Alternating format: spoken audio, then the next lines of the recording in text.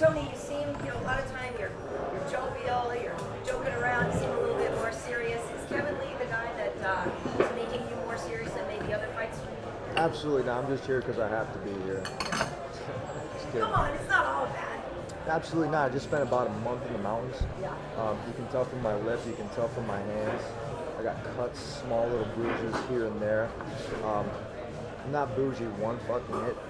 So this whole entire trip, all I did was just kick steel pole, beat the shit out of myself, and really push myself to the limit. And it wasn't gonna matter who it was. I could be fighting for Doom for a fucking title, and I'd kick this guy's ass.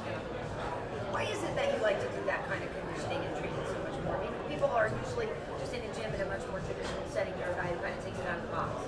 I like to push myself to the limit, and I like to break barriers. I set a huge limit for myself, about as high as the biggest mountain that's in Big Bear, which is 8,800 feet high. And when I got up there, I was like, this is too easy. So I put on a 50-pound pack, and I started lifting 100-pound boulders when I was up there and started working out and hitting pads. I don't see any other bitch asses fucking doing the same shit that I'm doing.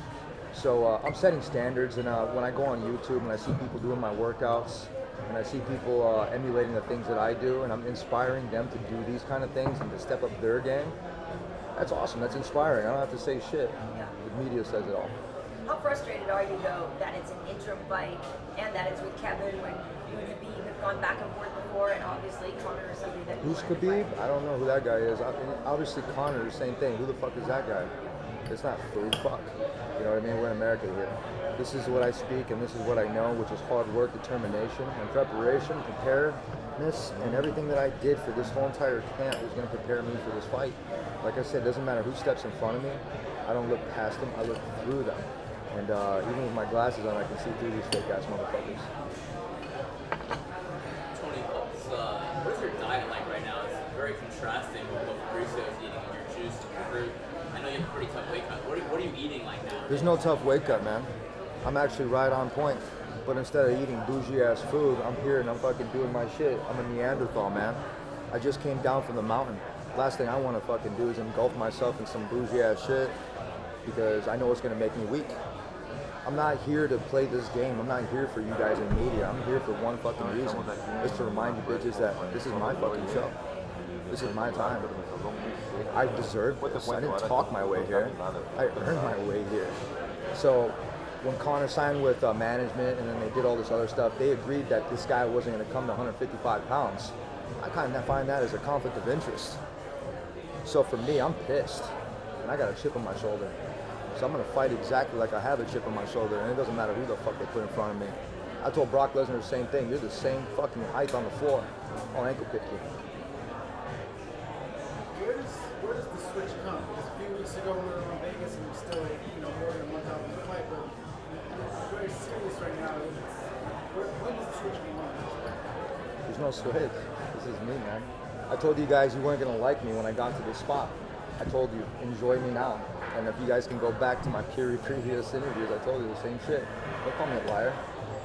Same thing. I've been up there, I've been training my ass off. I've been training with fucking Yogi Bear and Wile E. Coyote. I'm the road runner, doggy. It's funny because you were willing to fight all the people on the way up to the title. That's something before. You never tried to jump the line. You never tried to ask for it before you felt like you were ready for it and you deserve it. But now it seems like you are a little bit more, just taking a little bit more ownership of your spot now. Did something change? Are you a little more just annoyed that people are trying to talk their way up when you took all those fights? No, absolutely not. I told you guys exactly what I was going to do, and I kept my word. I said the same thing. I'm not going to change. But I did say when I get to this spot, I hope you guys enjoyed me when I was nice. Because the people that were cool and the people that did good interviews and all that other stuff, everybody else that's fucking blocked and I don't give two fucks about them, they can kiss my ass. I don't need the media to make my shit happen. It seems like the UFC is talking right now, at least the rumors are, they're talking about McGregor versus Diaz. Pieces of shit. Fuck that. Straight up. The rankings go out the fucking window. Everything else that they stand for. But it ain't gonna change what I do. I don't really give two fucks. It's gonna be on their conscience and it's gonna be on theirs. So when that time comes, I'll make them feel guilty. How much do you care about this belt? This belt? It's great, man. Yeah. Yeah, absolutely. It's What a does belt, it bro. mean to you? What does it mean to you? It's a belt. It's shiny. It's awesome. It's cool. It's a piece Good. of hardware that I can get for my baby boy. Porque eu não comi nada antes. You know, Não comi nada. Eu vim absolutely. treinar. Hold on, I'm talking, brother.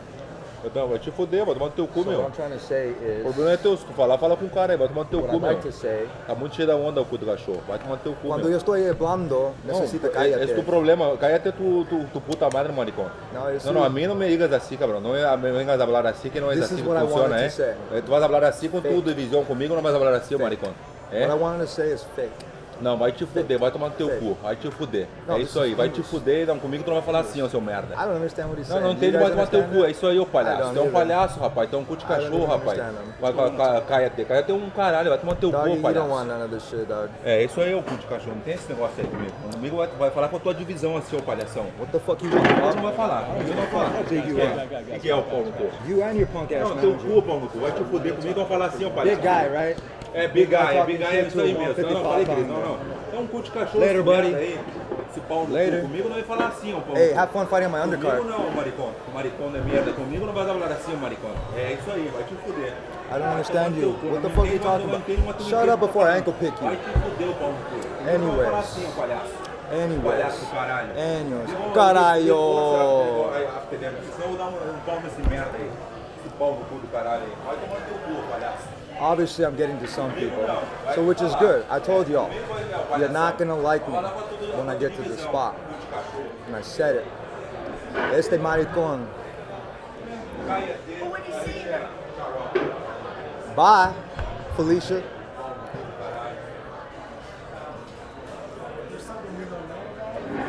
He's managed by Ali Abdelaziz. So I don't know. Maybe they're playing grab ass and die on some fights. But it's a problem. You got a heavyweight trying to pick a fight with a 155 pounder, interrupting my speech and doing my thing.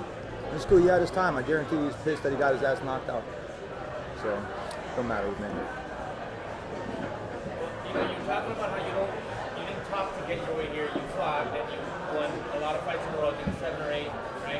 And you have shown a lot of your personality, right? And that way, you're not really trying to start fights with people that seem ungenuine, but your personality does get you into situations. Is that something that you've had to become more comfortable with along the way, and you know whether that gets you into squabbles? Absolutely not. I just don't like the guy and I don't like his manager. I don't like fake people. I can read right through people. Now, like I told you, I'm a good judge of character. Now that we got that shit out of the way, I told everybody, I was like, don't put him next to me. Don't put me next to somebody a guy that's managed by him. I don't like that shit. I took Kelvin Gastelum and I brought him up to the Big Bear Mountain because he's Mexican. I took care of him and I took a big chance because I allowed somebody in my camp from another team. But instead of looking at it, what I did is I looked at character.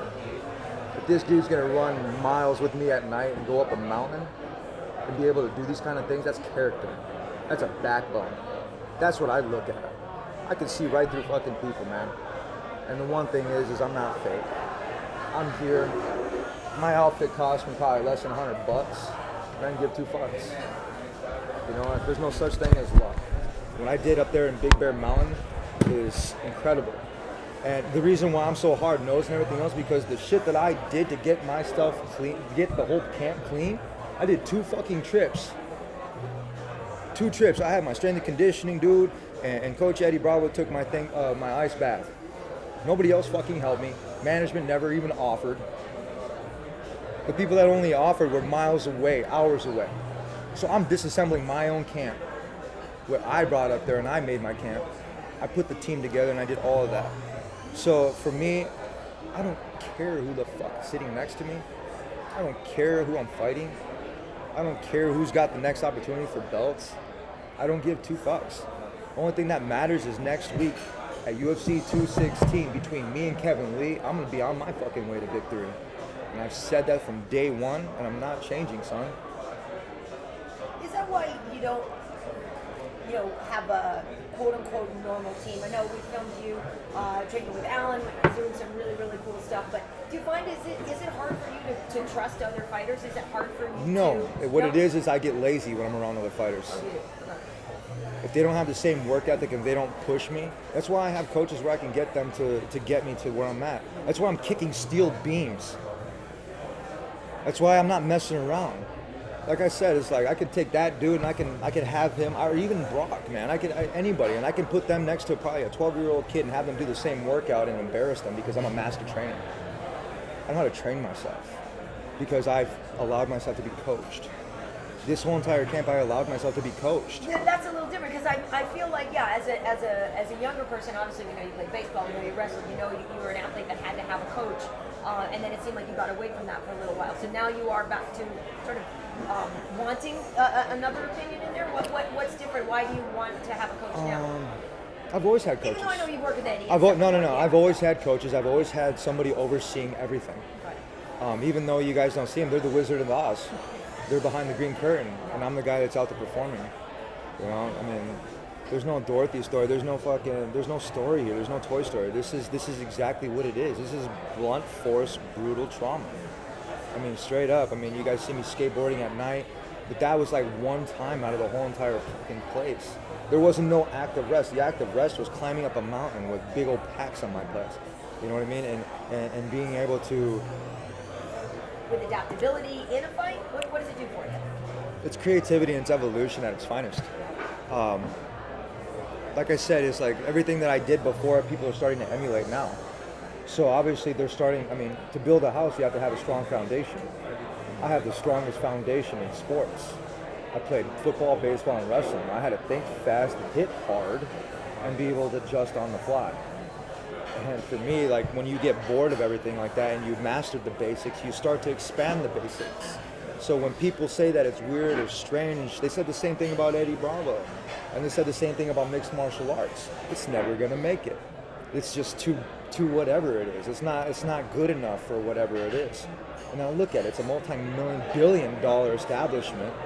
Eddie Bravo is very, very successful in what he's doing. And people, they said the same thing about him and everything else. I love my coaches. I love what I do for a living. And the biggest part is this is all extra credit. You know, now that we're calmed down a little bit, this is the fun part. This is absolutely the fun part because all that hard shit, you guys didn't get to see. I didn't put out too many videos. Wait till you guys see my highlight video of me training my ass off. You know, there was barely any puking. You guys know me. I push myself to the limit and I'm throwing up all the time. For me, I had a very good camp.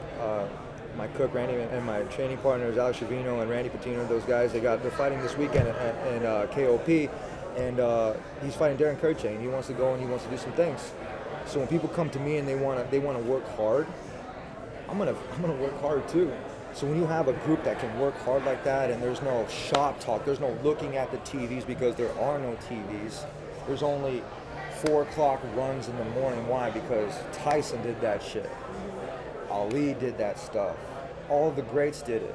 I'm up there in Big Bear, and and the funny part is the town folk are amazing. The people are amazing, and I don't bring people up there out of knuckleheads that don't respect the community. The people I bring up there are hard-working people that are going to respect the community, and then when we get pulled over in the middle of the night saying, "What are you guys doing?"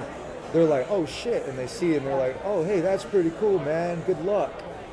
That's why I do this stuff. Not for the media, not for attention or likes. I'm like that little Banksy kid with the 0 likes above his head. That's what I am. Tony, I just want to clarify something you said earlier. You say you're upset with Paradigm? Are you guys on the outs a little bit because of what's going on? I just want to... No, absolutely not, man. I love my management, man. They're great, man. Just got to keep them in check sometimes. But they said, who's the one who said that Brady would stay at 145? Was it them? Was it his team? Who was it? It's when I was right there in front of him, bro. It was him. So, I mean, like I said, you know, I'm not going to shake somebody's hand, especially if they're going to be at 155 pounds. Right. Think I will? Absolutely not. When did that happen? I had barely anything to do with RDA when we were teammates over at Team Rain. And I love RDA, man. The guy works hard. He's a badass fighter. And it was one of the most exciting fights that we had in UFC, man. So it's not us versus them or this and that or whatever, man. It is what it is. If I don't like somebody, it's because I don't fucking like them. You know what I mean? I'll be blunt and force.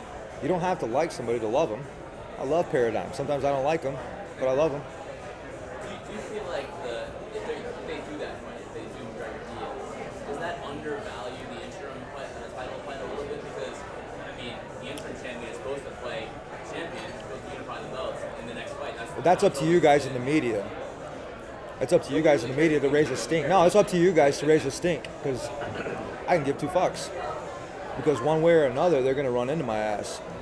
I said it in the beginning. I said it always the time. You know, even when Khabib was trying to fight Pettis, I was like, you got to wait in line, fucker. This is my time. You know, you got a guy that can't make weight. You got a guy that's a no-show. He needs to defend or vacate. Do you think Khabib kind of messed up his chance? Because obviously he had the chance against the interim belt, and now you're fighting Kevin Lee, and now McGregor might fight Diaz. Do you think he's kind of blown his chance a little bit, and he's not getting that top spot anymore? That's what happens when you mess with him, man.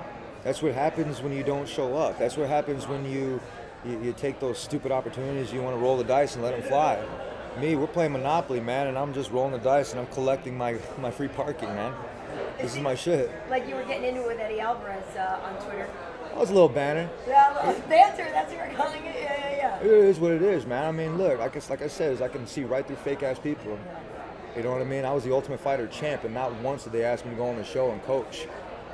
Now you got two knuckleheads that you want to go on the coach? That's what I was going to ask you about. Yeah, you seem to, you said something like it was a placeholder or something like that, right? Yeah, and even if it was number 7, dude, Kevin Lee has got more heart than half of these dudes in the top 5. And that's what I think about it. And because since he's got more heart, we're going to go in there, we're going to give you guys a fucking show. Well, I know when we were working together that night at Fox and you guys got into it in the now infamous interview. That shit was set up. That's what I wanted to That ask shit you was about, set up, man. Because you know what? They had 155 pound. If they wanted this fight, all they had to do was ask nicely. You didn't have to try to put me on the spot like that. So yeah, in hindsight, how do you feel about it? Because I know, just so you know, nobody said anything to me about, hey, try to get these guys to do this or try to stir it up or anything like that. So I am telling you, hand to God, I had nothing to do with trying to get you guys to go at each other. But at the same time, I feel like now with that interview going the way it was, but now just hearing you say that you actually think Kevin has a lot more heart than other people. Like, what is your take on him as a fighter? You know, with all of these things now coming into play. He's watching every move that I do. Eddie Bravo was tagging the wrong dude, and he tagged him the right time, and he said, finally, you tagged me. Obviously, you're watching everything that I do, and I got you worried, buddy. And I could put all my training videos out there, and it's not going to help you. It's lifting boulders and flipping rocks and really going diamond on a mountain, black diamond. But you are obviously preparing for a very good fighter and a very good fight. What do you think he's good at? Obviously, he's a very well-rounded fighter. He's an athlete. He's coming from a very good wrestling background, which I know. I was a captain and national champion, which he never even came close to being on that. I know how to beat this kid. He's mentally weak, very mentally weak, like a half of the roster in the UFC. And the biggest thing is I'm bringing it back to old school, to when it first started back in Denver, you know, when you had Eric Paulson and a lot of these old school guys. They love the way I train. I'm old school, man. And I'm not going to change, and I'm not going to change anytime soon for anybody just because they think or they want me to. It ain't going to make me more money. What makes me money, like my first manager said, is by winning. Brian Stegman from Brock Lesnar said, Tony, don't worry about anything else. Everything else will come into it. You make your money by winning. Here I am. And when you say you're old school, do you feel like now fighters are a little different? Some people argue that it's all point scoring now and it's not real fighting. I'm just curious what your take is on the evolution of the sport. It's young. The sport is very young, and it takes guys like me to be able to pave that path and to remind these guys that it takes the old school ways to do it. Not the cryotherapy, not all this other bougie ass shit. It's the ice baths. It's the dragging the tire, climbing up mountains and doing stuff. I look at my media and I scroll 1 or 2 times, and I guarantee you I see a shitload of people doing the same shit that I did about a couple years ago.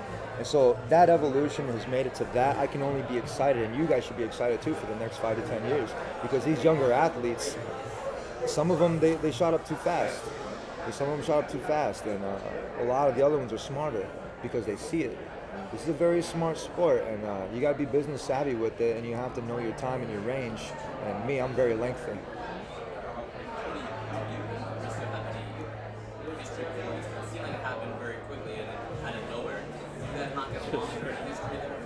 I don't know. I don't give 2 fucks. I'm just here. I just come down from a mountain. I don't want to be around people that are gonna bring me down. This is my shit, man. This is my fucking time. Don't talk over me. Because when you were that fucking spot, I gave you the time and the energy for it. I let you be. Don't be rude. It's just rude, man. Were you guys doing more media before you came here? Nah. I like the guy. I don't know what his problem is. I just don't like his manager. You know, Tony, you've Does he done know things. that? Does he know that you... I don't know. I'm over it. you've done things the right way with the UFC. I mean, with this winning streak you're on, with your workouts you just Thank you. described. Everything's been, what more could you want from this guy? So from that standpoint, I mean, to have, your path to the belt sort of interfered with, how does that make you feel? I mean, 9-0, I don't care. Yeah. I mean, it's 9 wins in a row. It doesn't matter. You line them up, I'll knock them down. It's like pins. And I'm a pretty good bowler, man. My high score is about Just 230. gonna ask, what do you get? Yeah, my high score is about 230 or 220 something. 16-pound ball, what are you bowling? A 16-pound ball, and I ride the rail. Never been straight shooter.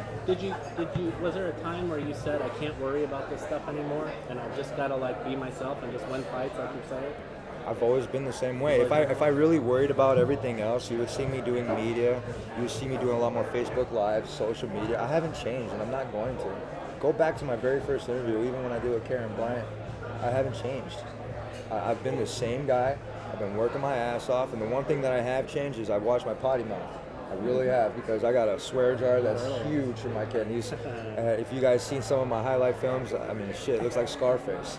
It's crazy. I mean, I have to laugh when I see that, but then I think about it and I'm like, you know what? I don't want my kid to realize that you have to do that kind of stuff to get attention.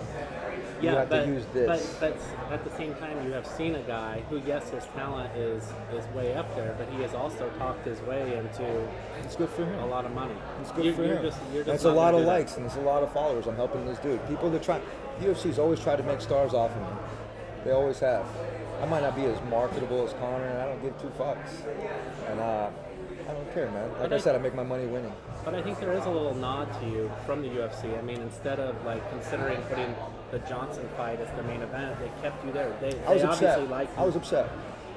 I was gonna write Johnson a note and tell him, be like, hey man, I feel fucking terrible for you. Yeah, I mean shit, sir. I'm not getting any points on this stuff. So you know what? Why would you make me the main event? Especially if this dude's gonna be. I'm an entertaining fighter, but I'm always gonna be. I'm gonna be always the main So you event. think Mighty Mouse should be the headline? I'm not saying that. What I'm saying is something along the lines where righteousness and right rankings and virtue just got skipped. I'm here to remind everybody. Have you told the UFC how you feel? I'm sure they'll hear it now. If Kevin or any other opponent watches tape on you, and there's a lot of tape on you at this point, can they figure you out? Are you a fighter that people can figure out? Absolutely. Good luck. Figure out how to live in mayhem, right? How to live in Yeah. Scrum. If you can see, for me, I'm chaos. That's my special power. You know what I mean? Every superhero's got their superpower, and I create chaos when I need to, and I control it, I mold it, I form it, and I form fit inside that octagon because I'm an artist, I'm a sculptor, I'm a Renaissance man. Tony, you do sometimes get tagged a little bit. It might look like that, but I roll with the punches. Okay, yeah, that's what I'm asking because I'm sure for some of your fans, you give them a little bit of worry sometimes in your fights. Is there a part of you that kind of needs that to fire back? Do you consider yourself a slow starter at all, or somebody that needs to sort of feel it before you can give it back? Absolutely not. I said to myself, this camp, I don't want to get touched. Yeah. So I've been working diligently on not getting touched. Ain't nobody gonna touch me anymore. I told everybody, enjoy me now, because when I get to this spot, you ain't gonna like me. As far as your personality, when you listen to other fighters talk about you these days, they describe you as he's out there, he's intense. Is that part of your plan? You're in their head, kind of, sort of, when they're trying to not just figure you out in the ring, but also your personality between on your head. They can try, man. I mean, straight up. As I'm doing this thing right now, I'm already planning on how I'm gonna be doing my workouts later. I multitask. I was a bartender, man. I had so many different damn jobs, it's not even funny. I'll spin circles around every single one of you right now and still serve drinks. So if you're a planner and planning ahead, do you already know what you're going to say on the mic if you get the victory? I mean, Not who really. are you going to call out? I mean, I guess it would be about Call conversations with out? Conor or something. If I call somebody out, you really think it's gonna happen? Okay, so what happens? So if you win and you're the interim champion, Everybody's gonna protect their pocket. and if Conor doesn't come Conor back is their pocket. Okay, so what would you do? Would you take a fight at 70? Would you campaign for somebody else? This is my weight class. Yeah. When I said I was gonna get done with this weight class, I would either move up or down. Right. Now, if there's a knucklehead at 170, T. Woodley's cool. Yeah. So Woodley, you would take a fight with Woodley. No, I said T. Woodley's cool. Yeah. That's what I said. He's cool. He's good people. He is cool. He's hard worker. He doesn't deserve a loss of my hands. Are you resigned to the fact that they will make McGregor Diaz instead of McGregor Ferguson? It's not there yet. And the one thing is I'm not going to prepare for that fight because it's not here. The fight that's at hand is UFC 216 between El Capui and Kevin Lee. Was this camp harder on you than any camp, and did you push yourself more because it potentially could go 5 rounds, or is it just a matter of, more important fight like you're talking about? You got to remember, I didn't have the Khabib fight. I've been training since January. So my camp has been 10 months. Yeah. So I feel bad for the next person that has to fucking feel my leather. Is that too long for you? That's a long time. No. Not really. I'm patient. I have a lot of virtue. I'm pretty good. And I think a lot of my fans, I feel bad for them. I feel bad for them that bought the UFC pay-per-view that I didn't get to fight on. They got a shit poor show. And I showed up and I was disappointed. I got more pissed off that, not because I couldn't fight or Khabib, but more the fact that my fans got robbed on that. I mean, the people that spend their hard-earned money on the pay-per-view and everything, I'm not perfect. Nobody else is perfect. But when you sit down and you want to watch a show, especially the UFC and the highest pinnacle in the sport, you want the people that you signed up for. Same thing for me. So for me, I enjoyed this process going to Big Bear.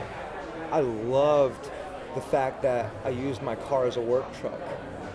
I love the fact that when I can go to a store, nobody knows who the fuck I am. Why? Because I love peace and quiet. I love being able to walk around as a normal human being. What's wrong with that? So you don't want the glory, though, that comes with being a champion? You don't want to branch out? We don't want to see Kukui in other places doing other things? I didn't say that. I just said I like being normal. So it doesn't matter if I'm a millionaire or if I'm fucking broke as fuck. You're going to still see me wearing the same shit, representing my sunglasses, probably, which I love. I ain't taking them off for nobody. And the cool thing is I'm not changing. I'm not. The money and everything else might change people, but fast money, lose it fast. Anything that's worth doing takes time. So there's nothing that, something, if you become a champion, sometimes it opens other doors for you. So you don't need any other doors open once you're champion.